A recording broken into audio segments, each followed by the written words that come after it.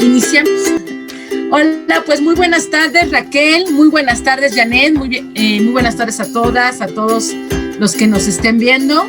Es un gusto saludarles y es un gusto poder hacer otra de estas cápsulas para comentar o platicar sobre los temas que nos ocupan y nos preocupan, que tienen que ver con género, que tienen que ver con mujeres y con feminismo.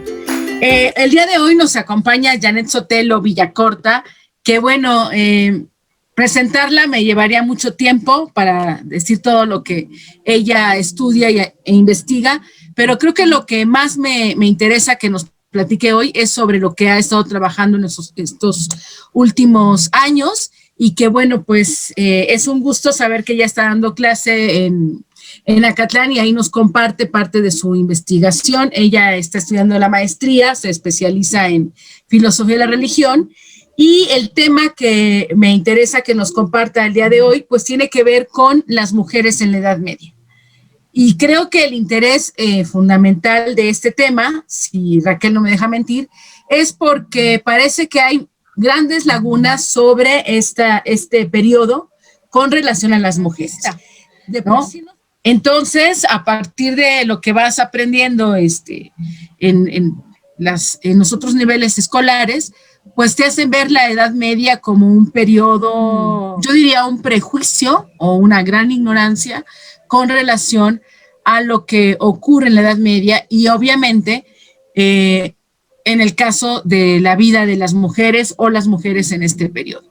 Entonces, por eso, cuando yo veo que Janet está trabajando este tema, bueno, para mí era obligado que pudiéramos hacer esta plática. Entonces, bueno, no sé si ya para entrar de lleno a que nos comparta Janet sus conocimientos, ¿quisieras comentar algo, Raquel, para iniciar con esta conversación?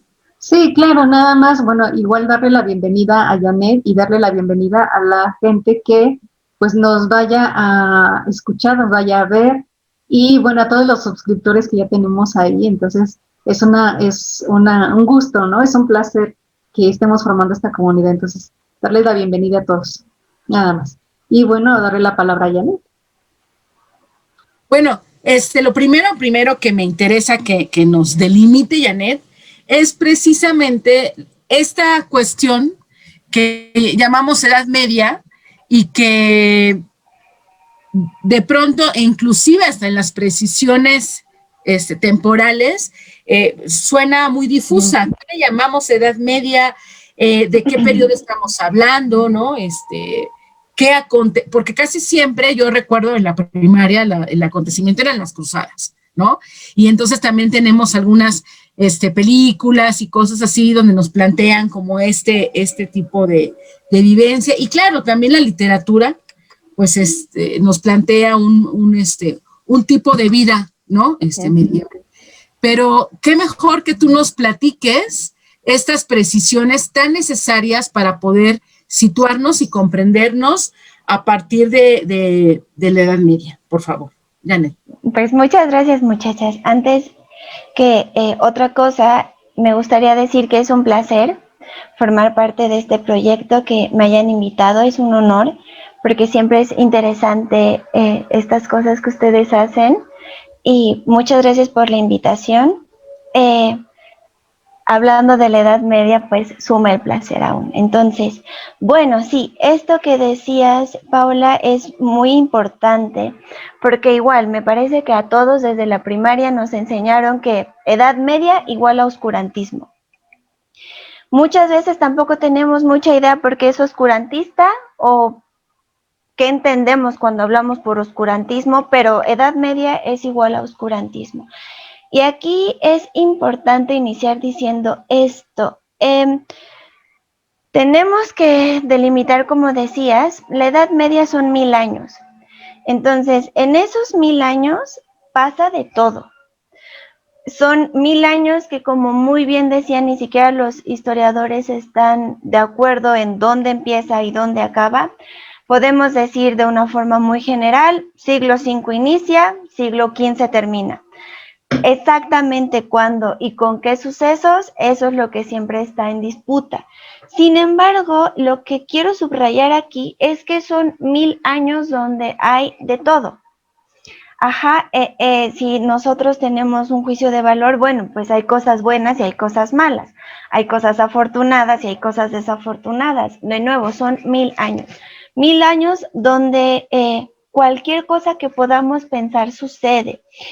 Sí es verdad que los primeros siglos de estos 1000 años, lo que se conoce como la Alta Edad Media, fueron un poco más problemáticos.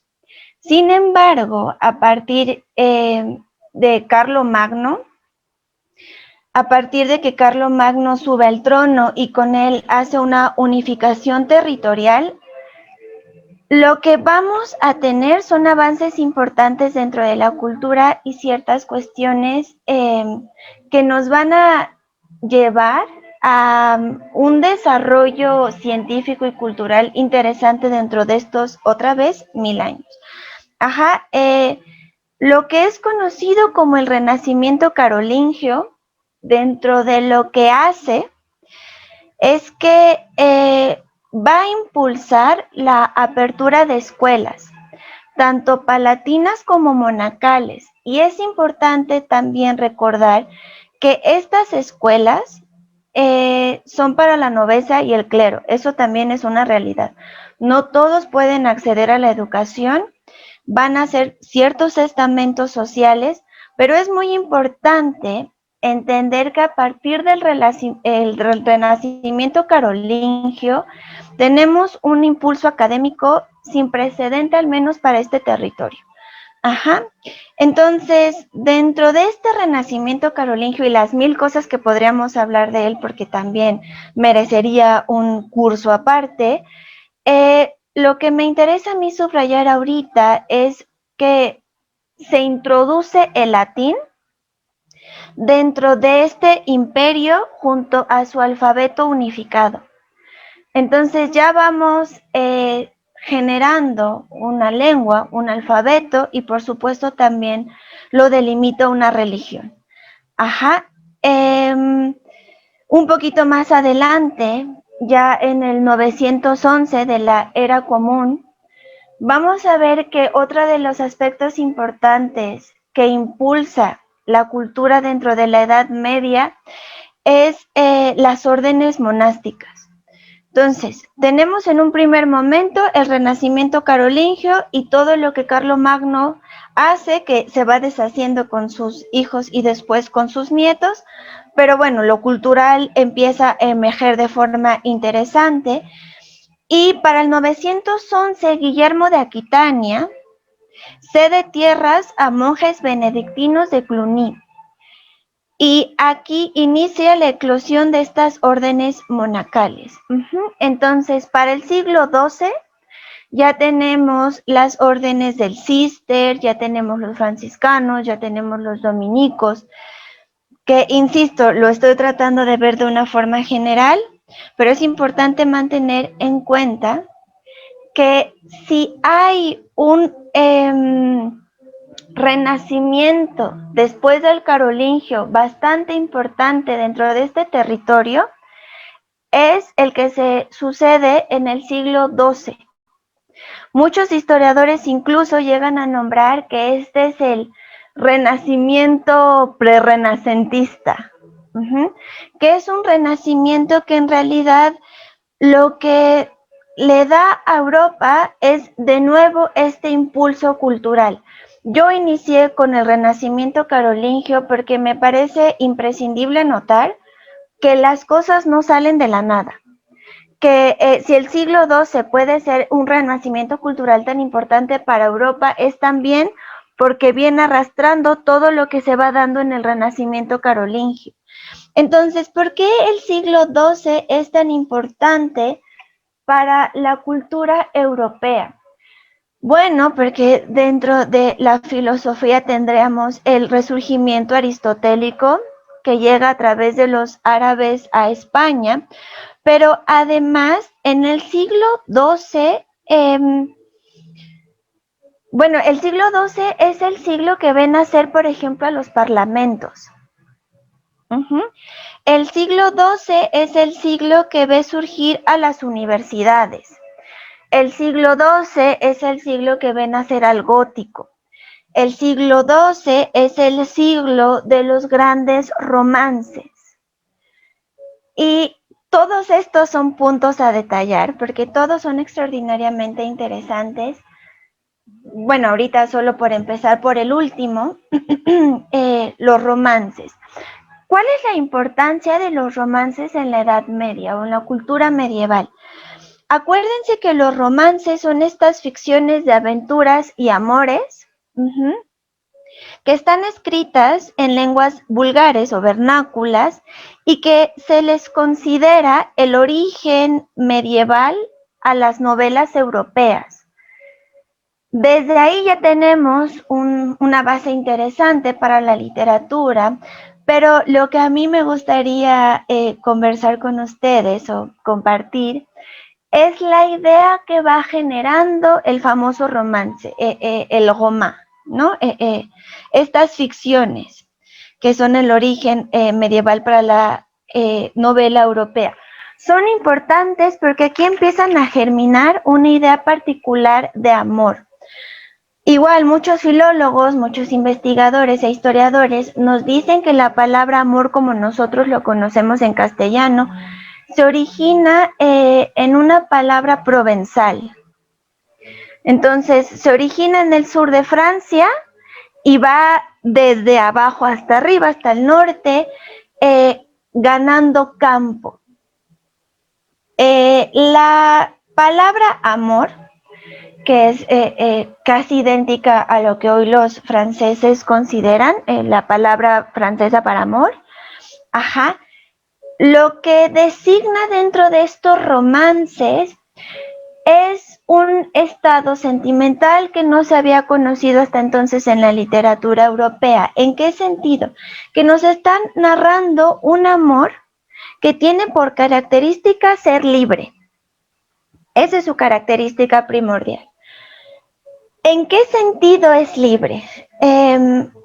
Porque estos romances, estas ficciones, estas novelas, ya están tratando al amor no más como un intercambio comercial. Acuérdense que en la Edad Media pues no existe esta idea de amor como nosotros lo entendemos, ¿no? Como mujeres del siglo XXI. No existe esta idea de amor. La idea de amor ni siquiera creo que existe, en realidad es, bueno, ¿qué tienes para darme en sentido material? ¿Qué tengo yo para ofrecerte en sentido de la dote? Y pues lo vemos también, por ejemplo, en películas, y es una tontería, pero en Disney, La Bella Durmiente ya estaba dada desde el nacimiento, ¿no? Ya se la habían dado al príncipe Felipe. Entonces, ahí es muy claro cómo estos matrimonios no tienen nada que ver con el amor libre, como este impulso, como esta... como infatuation, no tiene nada que ver en este sentido. Son intercambios comerciales. Y en este sentido, los romances, y particularmente el siglo XII, nos hereda esta idea que el amor tiene que ser refinado. ¿En qué sentido? Ya no es un asunto comercial, ya no es un asunto de herencias o tierras o dotes o cuestiones materiales, sino es un amor refinado al que tengo que ganarme.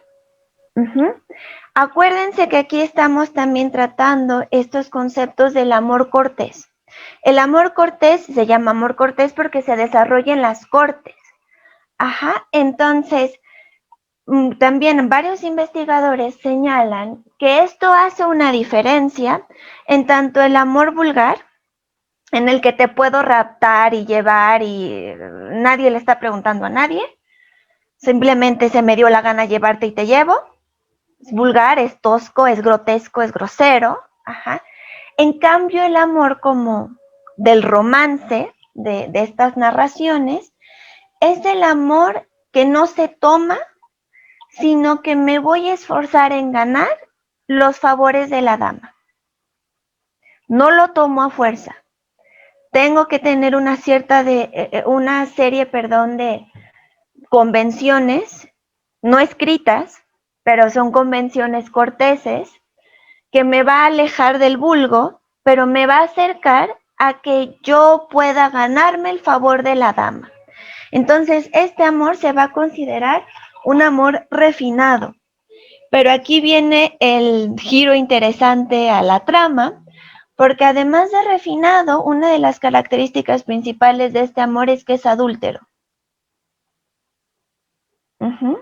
Tiene este sello de imposibilidad. Esto es interesante, porque entonces el amor romántico por excelencia es el amor imposible. ¿Por qué es imposible? Porque es adúltero. Ay, ¿alguien quería decir algo? No, es que está muy interesante justamente esta cuestión de la que tú estás hablando, del amor cortés y de la cuestión del adulterio. Esta imposibilidad hace que surja este amor idílico, ¿no? O sea, es como el ideal que no se puede alcanzar, ¿no? Y estaba pensando en los romances que se empiezan a dar, que se empiezan a escribir y que tienen como punto central la aspiración de la dama, pero por ejemplo ya después ella muere y nunca se alcanza a formar, digamos, como que el lazo. O por otro lado también esta idea, me precisarás el asunto, pero estos cantares que se hacían también a las damas, ¿no? Como la cuestión de los juglares, y que no necesariamente, de hecho lo vemos también, por ejemplo, en el Quijote, ¿no? No necesariamente está con la dama, pero está dedicándole la música, bueno, o la batalla a la dama, ¿no? Toda esta situación. Es como que siempre está presente ahí, pero nunca se va a realizar, ¿no? Esta es la cuestión interesante del amor romántico, que muchas veces en las aulas, en las clases, esto les digo, generalmente estamos buscando un amor romántico, pero hay que tener cuidado con lo que estamos buscando, porque en realidad el amor romántico que viene de estas narraciones, de estos famosos romans, de estos román, es precisamente por definición aquel que es imposible. Y aquel que, como muy bien dice Raquel, termina en tragedia. No se va a realizar. Es un deseo que se mantiene. Y entonces hago gestas, porque acuérdense, aquí estamos en el imaginario del caballero, de la dama, de las aventuras. Entonces yo voy a hacer aventuras en nombre de la dama. Bueno, salvo que me quieras decir otra cosa, porque ya me voy a volver a... bueno, sí, perdón, ¿eh? No, adelante. Es que como estamos en el espacio de Diotima en el Ágora, y estamos hablando de las mujeres, a mí me acaba de surgir esta cuestión de una especie de contradicción de este amor en relación a la caracterización de la dama. O sea, en este sentido de que es el ideal, digamos, ¿no? De alcanzable, o como tú dices, aspiro a llegar a ganarme a la dama, pero entonces, ¿qué valores tiene esta dama que exalto yo, por ejemplo, en mis canciones, en los romances? ¿Qué valores son los que se supone posee la mujer, ¿no? Para que sea, digamos así, deseable. Y en otro sentido, lo que tú dijiste hace rato, que también de repente surge como un choque, que es que tiene que ver con el adulterio, ¿no? Entonces, al parecer aquí entra como una contradicción. Bueno, ¿cómo es esa dama que además, bueno, desde nuestro punto de vista, pues no sería virtuosa si es adúltera, pero en ese sentido es como una característica del ser adúltera, ¿no? No sé. Sí. Esto es interesantísimo, porque dentro de la lírica, yo no soy experta en literatura medieval, mi tema son los filosóficos, pero al menos dentro de lo que yo entiendo en la lírica medieval, sí hay una exaltación profunda a la dama. siempre hay como una suerte de retórica hiperbólica a la belleza de la dama. Es extraordinariamente bella, es extraordinariamente virtuosa y precisamente por eso me tengo que esforzar para ganar sus favores. La cuestión aquí es que generalmente, precisamente por esa imposibilidad, puedo hacerlo adúltero, porque por más que yo quiero, tal vez nunca se va a realizar. Entonces, los grandes ejemplos de estos amores adúlteros e imposibles medievales los tenemos con 4 personajes que me parece son de sobra conocidos, no importa si estamos enterados sobre la literatura medieval o no, pero los hemos escuchado de alguna u otra forma: Lanzarote y la reina Ginebra, y Tristán e Isolda. Entonces, y aquí todavía le vamos sumando más capas a esta imposibilidad, porque en el ejemplo que pongo, Lanzarote y la reina Ginebra, o Tristán e Isolda, es el mismo caso. Tristán incluso, bueno, Tristán tiene menos jerarquía, porque es caballero, la reina es reina, entonces no es de la misma clase social, no es del mismo estamento, no tienen la misma jerarquía social, y todavía hay otra imposibilidad, bueno, además de que está casada, por supuesto, hay otra imposibilidad. Ajá, bueno, lo casado parece que no les importa mucho. Él es más joven que ella. Entonces aquí también vemos otra cuestión que parecería, muchas veces lo piensan, ay, estas mujeres muy avant-garde, ¿no? Muy fuera de su época, porque pues además de ser ellas las que tienen la jerarquía mayor por ser reinas, o bueno, en el caso de Isolda está en camino a casarse, la reina Ginebra ya es reina, se enamoran, o bueno, tienen este intercambio romántico con un hombre que es de una jerarquía menor y además es más joven. En este sentido, parecería que ellos no están buscando a las núbiles jovenzuelas. Ellos no van tras jovencitas, ellos van tras señoras, este señorío, y es lo que les da más imposibilidad a su amor, lo que las hace desearlas más, pero además les da ese toque de, no sé cómo decirlo, como de mayor deleite en ellas. Excitación. No sé si la palabra sea exactamente esa, pero por ejemplo, o sea, es más excitante en el sentido de que hay más riesgo, por decirlo de alguna forma. Exactamente. Más riesgo. La palabra que yo tengo en la cabeza es imposibilidad, pero para no estar imposible, exactamente. Bueno, por ejemplo, eso es lo que nos lega el siglo XII, ¿no? Mujeres que además son cultas, porque también en mucha de la lírica medieval nos habla de mujeres que están leyendo, mujeres que están cultivándose. E insisto, estas mujeres, tanto Isolda como la reina Ginebra, no son núbiles jovenzuelas, no son jovencitas. Ya son señoras con cierta cultura, con cierto rango social, ya pertenecen a otro estrato. Y eso es lo que quería subrayar en esta cuestión, los romances y la idea del amor que tenemos, que a la fecha la seguimos, pues sí, generando. Al final las películas de amor, ahorita podríamos hacer una intervención de ver cuántas terminan en tragedia y destrucción, y es un ideal medieval. Bueno, en otro sentido, otra cosa que nos lega el siglo XII, el famoso y culto siglo XII, son las catedrales, pero las góticas. Tenemos el caso de la de Chartres, la de París, la de Colonia, que el caso de la de Colonia es interesante porque se termina de construir en el siglo XIX, y también por muchas cuestiones políticas y el desarrollo historiográfico que va teniendo esta zona. Pero bueno, aunque termine de construirse en el 19, empieza su construcción en el 13 aproximadamente. Entonces tenemos toda esta serie de ciudades que van desarrollándose y que además construyen catedrales góticas.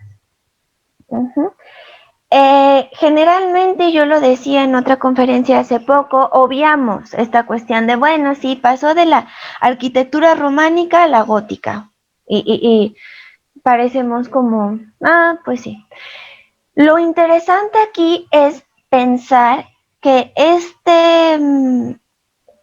desarrollo de la arquitectura románica a la gótica, lo que nos apunta son técnicas de construcción extraordinariamente interesantes que conllevan en sí un desarrollo de ingeniería, arquitectónico, matemático, implican una ciencia de construcción brutal. Nosotros podríamos llegar a pensar cómo logran levantar estos monstruos, y monstruo en el sentido de prodigio, cómo llegan a construir esto, ¿no? De las catedrales románicas, pues, a las góticas, que son realmente prodigios de arquitectura. Y esto, bueno, pues sí, el desarrollo del arco apuntado, entender realmente lo que constituye saber desarrollar matemáticamente los pesos, los contrapesos, los contrafuertes, cómo está desarrollándose los pesos para que se pueda distribuir a través del terreno. Es un desarrollo matemático brutal, que si realmente la Edad Media fuera tan oscurantista y tan retrógrada, y si realmente vivieran abajo de una piedra, no hubieran podido construir estas cosas. También tenemos el surgimiento de las universidades, ¿no? Ya lo sabemos, como la de Bolonia, como la de Oxford, Cambridge, Salamanca, París, que después se va a hacer la Sorbona. Todo esto también está ocurriendo en el siglo XI y XII. Y en este sentido, precisamente, lo que quiero llevar este pensamiento es a lo que nos dice Huizinga, ¿no? El filósofo. Johann Huizinga, que señala que el Renacimiento es el otoño de la Edad Media, y no por nada. Es importante entonces saber que si hay un periodo de tiempo que también se le conoce como Renacimiento, es porque la Edad Media también sienta las bases. El Renacimiento, en el Renacimiento no existe un rompimiento súbito, o sea, no es de la noche a la luz. No es de la oscuridad a la más potente luminosidad. Aquí es importante tener en cuenta que no hay un rompimiento súbito, que hay o que implica el Renacimiento un cambio gradual, de una innovación que se va acumulando.